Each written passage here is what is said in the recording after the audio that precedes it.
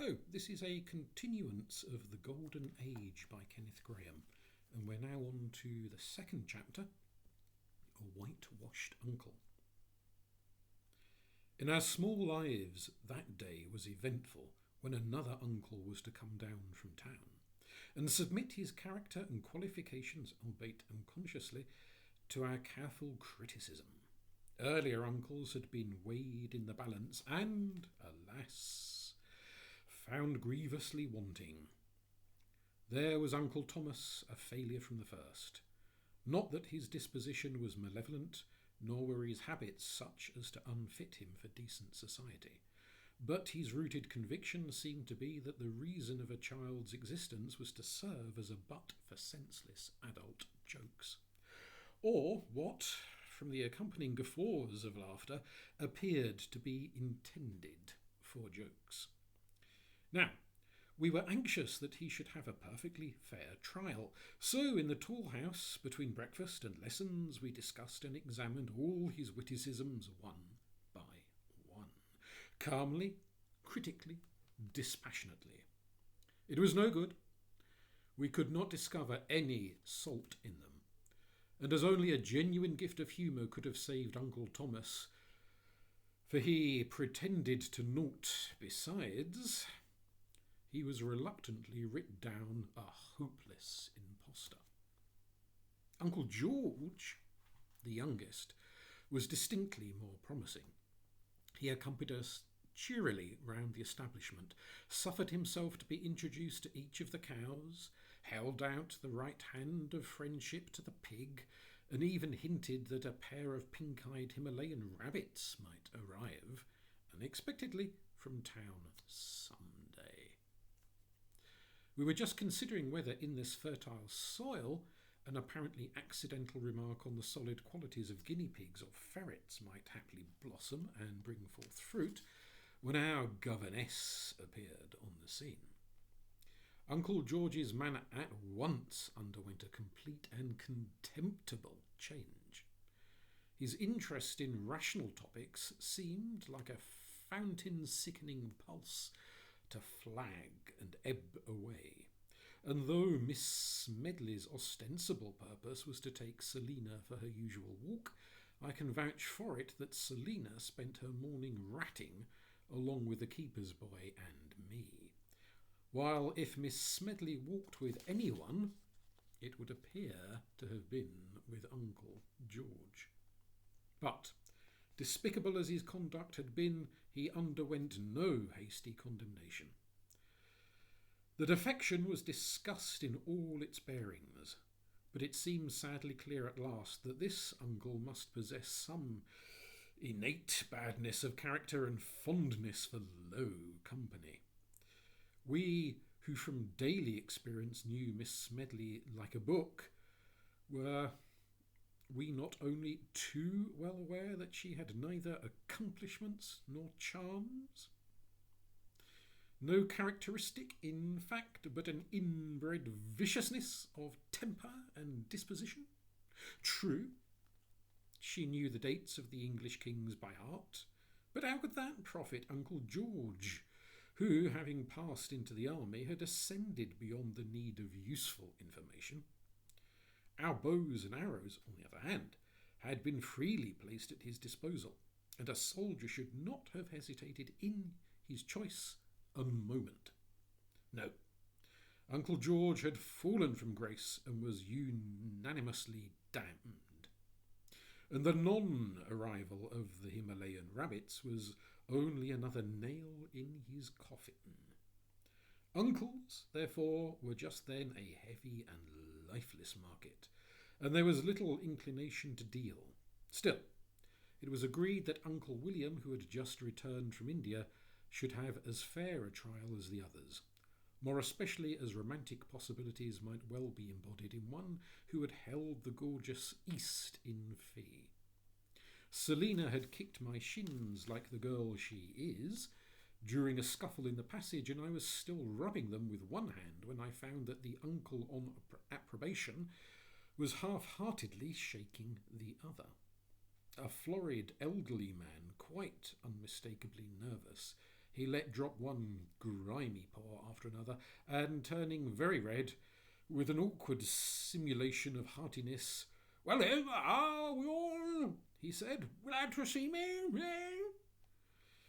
As we could hardly in justice be expected to have formed an opinion on him at that early stage, we could but look at each other in silence.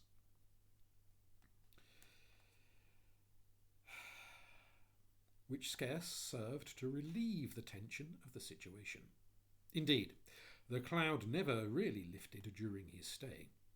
In talking things over later, someone put forward the suggestion that he must at some time or other have committed a stupendous crime.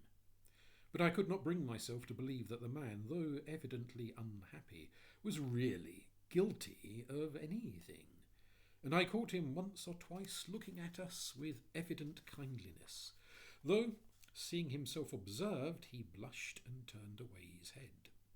When at last the atmosphere was clear of his depressing influence, we met despondently in the potato cellar, all of us, that is, but Harold, who had been told off to accompany his relative to the station.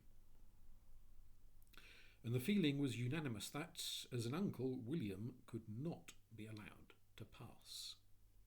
Selina roundly declared him a beast, pointing out that he had not even got us a half holiday, and indeed there seemed little to do but to pass sentence. We were about to put it to the vote when Harold appeared on the scene, his red-faced, round eyes and mysterious demeanour hinting at awful portents. Speechless, he stood a pace. Then, slowly drawing his hand from the pocket of his knickerbockers, he displayed on a dirty palm 1, 2, 3, 4 half-crowns. We could but gaze, tranced, breathless, mute. Never had any of us seen in the aggregate so much bullion before. Then Harold told his tale. "I took the old fellow to the station," he said, "and as we went along I told him all about the station master's family and how I had seen the porter kissing our housemaid, and what a nice fellow he was, with no airs or affectation about him, and anything I thought would be of interest. But he didn't seem to pay much attention, but walked along puffing his cigar, and once I thought, I'm not certain, but I thought I heard him say, 'Well, thank God that's over.' When we got to the station, he stopped suddenly and said, 'Hold on a minute.' Then he shoved these in my hand in a frightened sort of way and said, 'Look here, youngster, these are for you and the other kids. Buy what you like. Make little beasts of yourselves. Only don't tell the old people, mind. Now, cut away home.' So I cut." A solemn hush fell on the assembly, broken first by the small Charlotte. "I didn't know," she observed dreamily, "that there were such good men anywhere in the world. I hope he'll die tonight, for then he'll go straight to heaven." But the repentant Selina bewailed herself with tears and sobs, refusing to be comforted, for that in her haste she had called this white-souled relative a beast. "I'll tell you what we'll do," said Edward, the mastermind, rising, as he always did, to the situation. "We'll christen the piebald pig after him. The one that hasn't got a name yet, and that'll show we're sorry for our mistake." I christened that pig this morning," Harold guiltily confessed. I christened it after the curate. I'm very sorry, but he came and bowled to me last night after you others had all been sent to bed early, and somehow I felt I had to do it." "Oh, but that doesn't count," said Edward hastily, "because we weren't all there. We'll take that christening off and call it Uncle William, and you can save up the curate for the next litter." And the motion being agreed to, without division, the House went into Committee of Supply.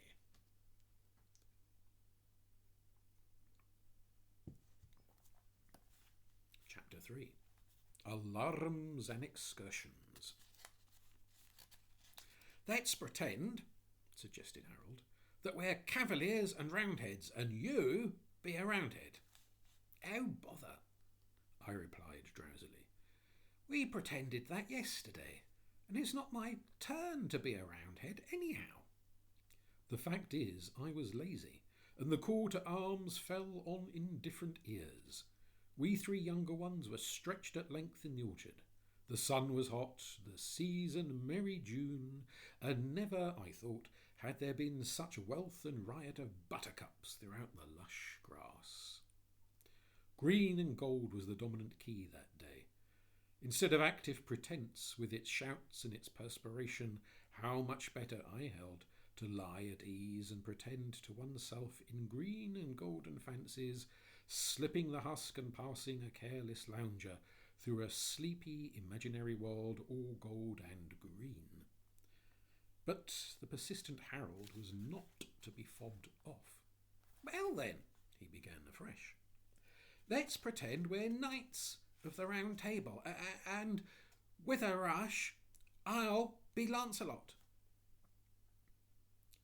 "I won't play unless I'm Lancelot," I said. I didn't really mean it. But the game of knights always began with this particular contest. "Oh, please," implored Harold. "You know when Edward's here I never get a chance of being Lancelot. I haven't been Lancelot for weeks." Then I yielded gracefully. "All right," I said. "I'll be Tristram." "Oh, but you can't," cried Harold again. "Charlotte has always been Tristram. She won't play unless she's allowed to be Tristram. Be somebody else this time." Charlotte said nothing, but breathed hard, looking straight before her.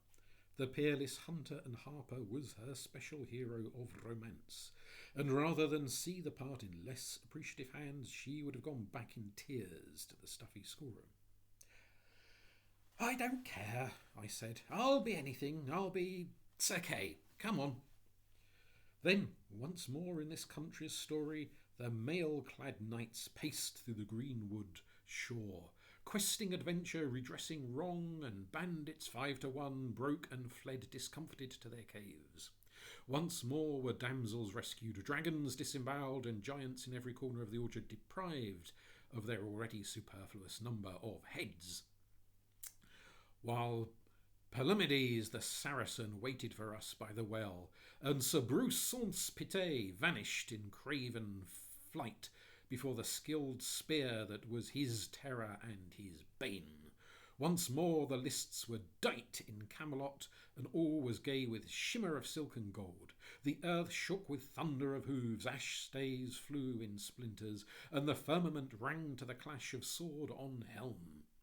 The varying fortune of the day swung doubtful, now on this side and now on that, till at last Lancelot, grim and neat, thrusting through the press, unhorsed Sir Tristram, an easy task, and bestrode her threatening doom, while the Cornish knight, forgetting hard-won fame of old, cried piteously, "You're hurting me! I tell you, you're tearing my frock!" Then it happened that Sir Kay, hurtling to the rescue, stopped short in his stride, catching sight suddenly through apple boughs of a gleam of scarlet afar off, while the confused tramp of many horses, mingled with talk and laughter, was borne to the ears of his fellow champions and himself. "What is it?" inquired Tristram, sitting up and shaking out her curls, while Lancelot forsook the clanging lists and trotted nimbly to the boundary hedge. I stood spellbound for a moment longer, and then, with a cry of "Soldiers!" I was off to the hedge, Sir Tristram picking herself up and scurrying after us. Down the road they came, 2 and 2 at an easy walk. Scarlet flamed in the eye, bits jingled, and saddles squeaked delightfully, while the men in a halo of dust smoked their short clays like the heroes they were.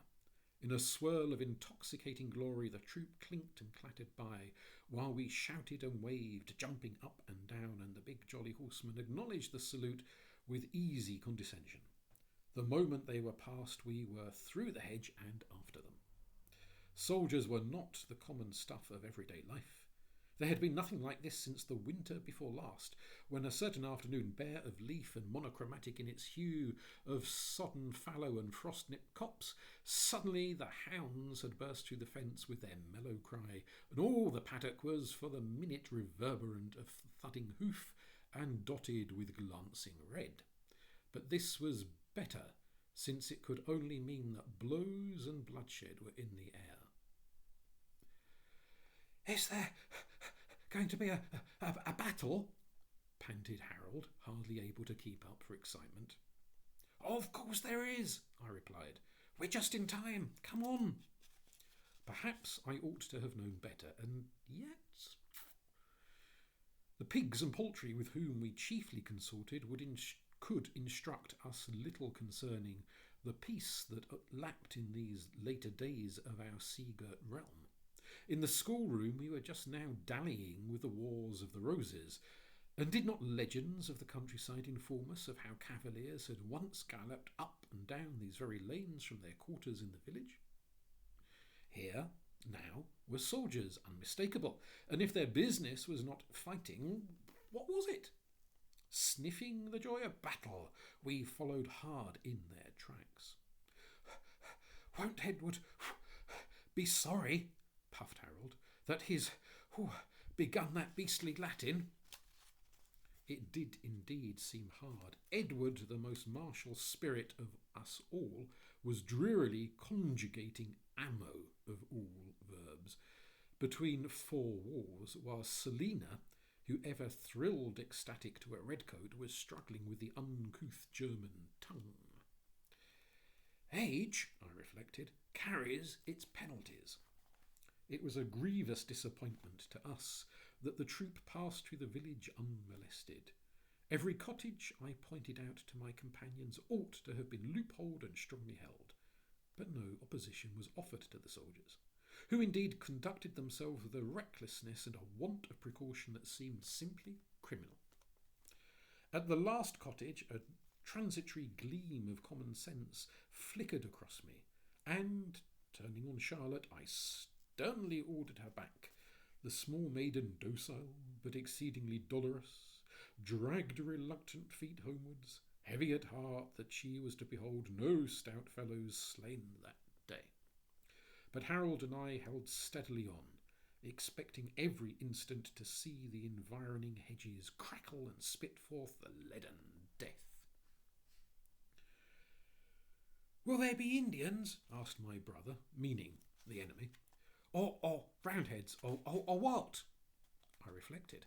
Harold always required direct, straightforward answers, not faltering suppositions.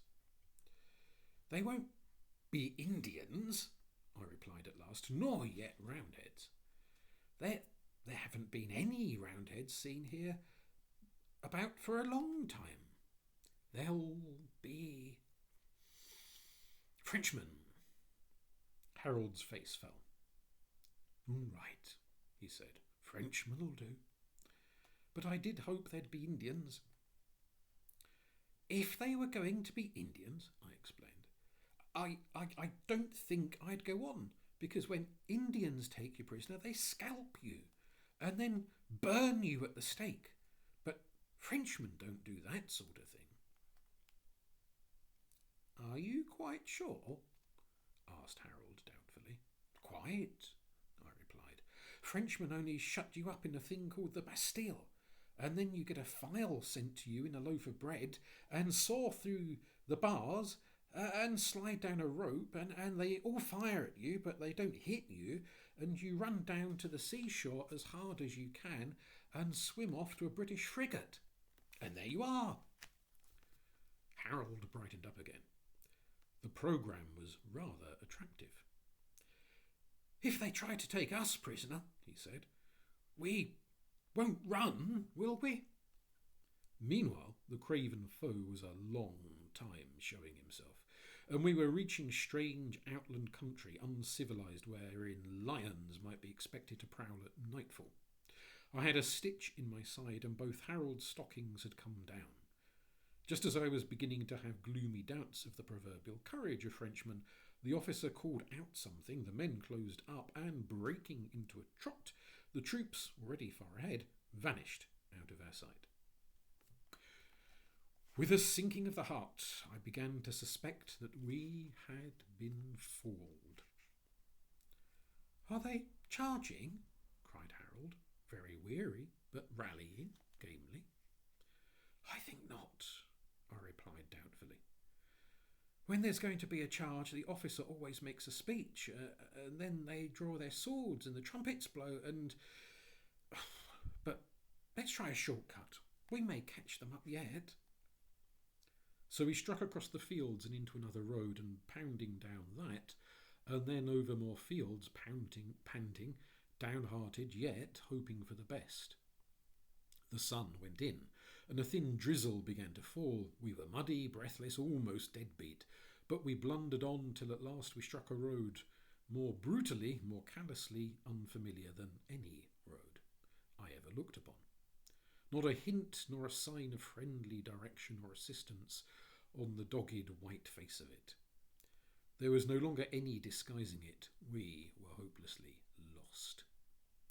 The small rain continued steadily. The evening began to come on. Really, there are moments when a fellow is justified in crying, and I would have cried too if Harold had not been there.